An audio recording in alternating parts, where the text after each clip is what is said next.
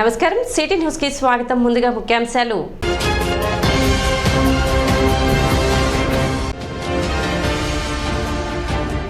ప్రపంచ ఆదివాసీ దినోత్సవం సందర్భంగా పట్టణంలోని ట్రైబల్ హాస్టల్ను సందర్శించిన జిల్లా జాయింట్ కలెక్టర్ భార్గవ్ తేజ.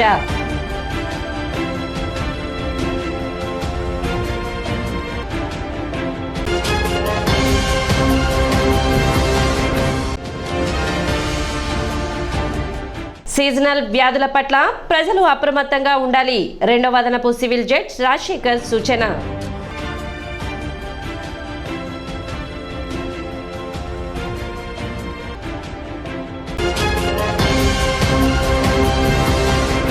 అఖిల భారత రైతు కార్మిక సంఘాలు వామపక్ష పార్టీ పిలుపు మేరకు శుక్రవారం తెనాలి మున్సిపల్ కార్యాలయం నుండి గాంధీ చౌక్ వరకు క్విట్ కార్పొరేట్ నిరసన ప్రదర్శన జరిగింది. 96 సంవత్సరాల క్రిందట క్విట్ ఇండియా నినాదంతో తెల్లదొరలు భారతదేశం వెళ్లిపోవాలని పెద్ద ఉద్యమం జరిగింది. ఆ ఉద్యమం తర్వాత ఈ రోజు చూస్తే తెల్లదొరలు పోయి నల్లదొరల పరిపాలన వచ్చిందని, మోడీ ప్రభుత్వం మొత్తం వ్యవసాయ రంగాన్ని, అన్ని రంగాలను కూడా కార్పొరేట్లకు అనేక రకాల రాయితీలకు కాపాడుతున్న పరిస్థితి ఉందని, ప్రజల మీద రైతాంగం మీద విపరీతమైన పన్నుల భారం, సబ్సిడీలు కోత వలన వ్యవసాయ రంగం కుదేలవుతుందని ఆంధ్రప్రదేశ్ రైతు సంఘం జిల్లా ఉపాధ్యక్షులు స్వామిరెడ్డి పేర్కొన్నారు. సిపిఎం తెనాలి కార్యదర్శి బాబు ప్రసాద్ మాట్లాడుతూ ఈ రోజు వేల కోట్ల రూపాయలు కార్పొరేట్లు, బ్యాంకులకు ఎగ్గొట్టిన వారిని కఠినంగా శిక్షించాలని, రైతుల ఆత్మహత్యలను నివారించాలని, రైతు పండించిన పంటకు గిట్టుబాటు ధర కల్పించాలని, కేంద్ర ప్రభుత్వం అనుసరిస్తున్న కార్మిక చట్టాలను వ్యతిరేకించాలని పిలుపునివ్వడం జరిగింది. ఈ దేశంలోని కార్పొరేట్ల గతంలో ఉండేటువంటి పన్నుల్ని 30% 20% తగ్గించడం జరిగింది. దానివల్ల సంవత్సరానికి 1,45,000 కోట్ల రూపాయలు రాష్ట్రానికి వచ్చేటువంటి ఆదాయం ఏదైతే ఉందో అది గండిపడింది. మన భారత రాజ్యాంగంలో సమస్త ఆదాయం అనేటువంటిది పేరుపడకూడదు. అట్లాగే పెద్ద పెద్ద సంస్థలు ఏవైతే ఉన్నాయో, వనరులు ఏవైతే ఉన్నాయో ఒకరి చేతిలోనే కేంద్రీకరించబడకూడదు. ఆ వనరులు ఆదాయం అనేటువంటిది ప్రజల అభివృద్ధికి దోహదపడాలని చెప్పేసి రాజ్యాంగంలో రాసుకున్న దానికి భిన్నంగా ఇవాళ మోడీ గారు గౌతమ్ అదానీ అనేటువంటి ఆయనకి 9 నౌకాశ్రయాలను ఇవ్వడం జరిగింది. అట్లా విమానాశ్రయాల్ని ఆయనకే అప్పచెప్పడం జరిగింది. బొగ్గు గనుల్ని ఆయనకి అప్పడం జరిగింది. ఇది కాక మానిటైజేషన్ ఆఫ్ పైపులు అనేటువంటి పేరుతోటి దేశంలోని వేల కిలోమీటర్ల జాతీయ రహదారులను కూడా ప్రైవేటు సంస్థలకి అప్పచెప్పడానికి ప్రయత్నాలు చేస్తున్నారు. అట్లాగే పవర్ ట్రాన్స్మిషన్, పవర్ డిస్ట్రిబ్యూషన్ కూడా ప్రైవేట్ రంగానికి ఇవ్వడానికి ప్రయత్నాలు చేస్తున్నారు. అట్లాగే గ్యాసు, డీజిల్ ఏవైతే ఉన్నాయో వాటిని కూడా ప్రైవేట్ రంగాన్ని లీజుకి ఇవ్వడానికి ప్రయత్నం చేస్తున్నారు. మొత్తం ఈ దేశంలో కార్పొరేట్ల సంపదను పెంచడానికే పరిపాలన దొరుకుతాను తప్పనిచ్చి ఈ దేశానికి తిండి పెట్టేటువంటి రైతులకు అవసరమైనటువంటి రుణాలు ఇవ్వటం కానీ, రైతులు తాము చేసినటువంటి రుణాలని తీర్చలేక ఆత్మహత్యలు చేసుకుంటా ఉంటే ఆ రుణాలను రద్దు చేసేటువంటి కార్యక్రమాలు కానీ ఇవి చేయకపోగా ఈజ్ ఆఫ్ డూయింగ్ బిజినెస్ అనేటువంటి పేరుతోటి గతంలో ఉండేటువంటి కార్మిక చట్టాలన్నింటినీ కూడా రద్దు చేయడం జరిగింది. కార్మికుల హక్కులన్నింటినీ కూడా కాలరాయడం జరిగింది. ఈ విధానాలకు వ్యతిరేకంగా దేశవ్యాప్తంగా ఏఐకేఎస్ ఆల్ ఇండియా కిసాన్ సభ, సిఐటియు, రైతు కార్మిక సంఘాల ఆధ్వర్యంలో ఈ నిరసన కార్యక్రమాన్ని చేపట్టడం అనేటువంటి జరిగింది. కార్యక్రమంలో సిఐటియు కార్యదర్శి మంగళగిరి వెంకటేశ్వర్లు, సాంబశివరావు, మాగంటి యలమందయ్య తదితరులు పాల్గొన్నారు. కేంద్రంలో ఉన్న మోడీ ప్రభుత్వం గత 10 సంవత్సరాల్లో కార్పొరేటు అనుకూల, కార్మిక, రైతు వ్యతిరేక విధానాల్ని, చట్టాలని అమలు చేసి మొత్తం వీటిని నిర్వీర్యం చేసేందుకు ప్రయత్నం చేస్తున్నాడు. ఈరోజు కానీ నేషనల్ క్రైమ్ బ్యూరో చూసుకున్నట్టయితే ప్రతిరోజు 3 రైతులు ఆత్మహత్యలు చేసుకుంటున్నారంటే ఇది మోడీ గారు అనుసరిస్తున్న ఆర్థిక విధానాల ఫలితమే. మేము డాక్టర్ స్వామినాథన్ కమిషన్ సిఫార్సులను అమలు చేస్తామని ఊరువాడ ప్రచారం చేసిన మోడీ గారు ఇవాళ రైతులకి గిట్టుబాటు ధరలు కాదు కదా, కనీస మద్దతు ధరలని అమలు చేయటంలో విఫలమయ్యారు.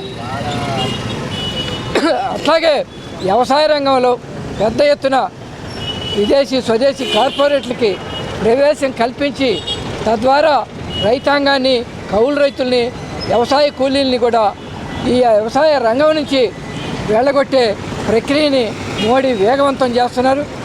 170 మంది పైగా ఇవాళ వ్యవసాయ రంగం మీద ఆధారపడి జీవిస్తున్నారు. కరోనాలో కూడా రైతాంగం పంటలు పండించి ఈ జనాన్ని బ్రతికించారు.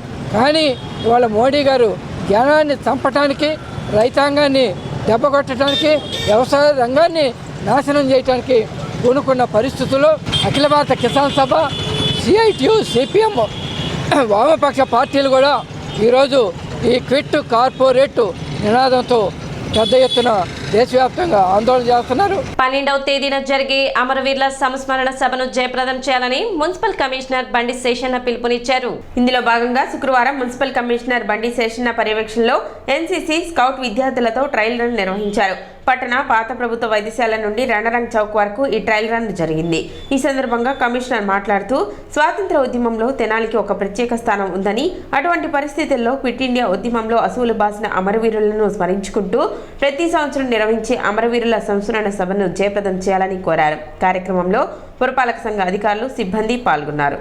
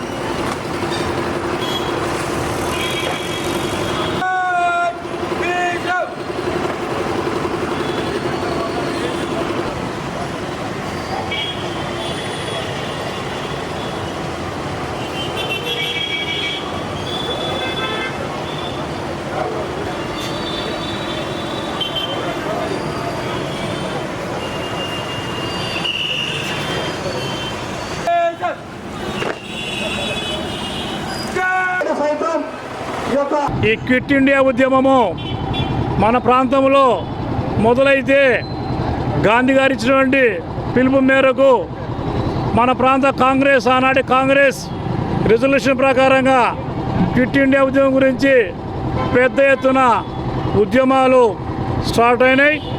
ఈ యొక్క ఉద్యమం ఫలితము రాష్ట్రంలోనే కాదు, సౌత్ ఇండియాలోనే కాదు, దేశమంతటా వ్యాపించింది. ప్రతి సంవత్సరము ఆగస్టు 12న రణరంగు చౌక్ నందు ఈ యొక్క అమరవీరుల సంస్మరణ సభను ఏర్పాటు చేసుకుంటున్నాము. దాని నేపథ్యము మనకు ప్రతి ఒక్కరికి తెలుసు. ప్రతి ఒక్కరికి ఆ రోజు ఏం జరిగింది, మన ప్రాంతవాసులు అసూలు అయ్యారు, స్వర్గస్థులయ్యారు. దానివల్ల ఎంత ఫలితం ఉంది, ఏంటి విషయాలు మరొక్కసారి స్మరణలోకి తెచ్చుకుంటూ వారికి శ్రద్ధాంజలి ఘటించాలని చెప్పేసి మనమందరం కూడా కలిసి ఆగస్టు 12న ఒక బ్రహ్మాండమైనటువంటి కార్యక్రమాన్ని మనము ఏర్పాటు చేశాము. దానిలో భాగంగానే ఈరోజు ఎన్సీసీ క్యాడెట్లు అందరితో కలిసి రిహార్సల్స్ కార్యక్రమం మనం గాంధీ చౌక్ నుంచి రణరంగ చౌక్ వరకు ఏర్పాటు చేయడమైంది. ప్రపంచ ఆదివాసీ దినోత్సవం సందర్భంగా జిల్లా జాయింట్ కలెక్టర్ భార్గవ్ తేజ పట్టణ చంద్రబాబు నాయుడు కాలనీలోని ట్రైబల్ హాస్టల్ ను పరిశీలించారు. ఈ సందర్భంగా ఆయన విద్యార్థులతో ముచ్చటించారు. ఏమైనా సమస్యలు ఉన్నాయని విద్యార్థుల్లో అడిగి తెలుసుకున్నారు. యూనిఫామ్స్, టెక్స్ట్ బుక్స్, ఇతర వస్తువులు సమయానికి అందుతున్నాయా లేదా అని విచారించారు. ప్రిన్సిపల్, నాన్ టీచింగ్ సిబ్బందితో మాట్లాడగా పలు విషయాలను ఆయన దృష్టికి తీసుకువచ్చారు. కొత్తగా ల్యాండ్ కావాలని, అదేవిధంగా ఖాళీగా ఉన్న 2 టీచర్ పోస్టులను భర్తీ చేయాలని కోరగా కలెక్టర్, సబ్ కలెక్టర్ దృష్టికి తీసుకువెళ్లి ఈ 2 ప్రతిపాదనలను పరిష్కరించేందుకు చర్యలు తీసుకుంటామని జేసీ భార్గవ్ తేజ తెలిపారు. కార్యక్రమంలో హాస్టల్ సిబ్బంది, పలువురు అధికారులు పాల్గొన్నారు.